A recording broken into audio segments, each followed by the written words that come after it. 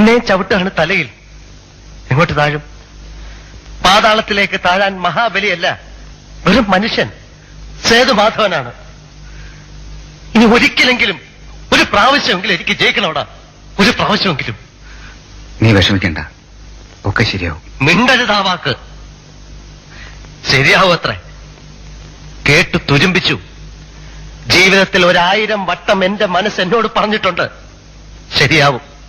എന്റെ അമ്മ, അച്ഛൻ, പെങ്ങന്മാര്, അനിയൻ, ദേവി, നീ, അങ്ങനെ എല്ലാവരും പലവട്ടം പറഞ്ഞു ശരിയാവും. എവിടെ എവിടെ ശരിയായി? ശരിയാവില്ല.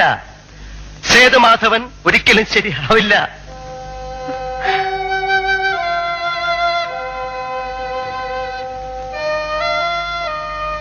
സേതു, നമുക്ക് നാട്ടിലേക്ക് പോവാം.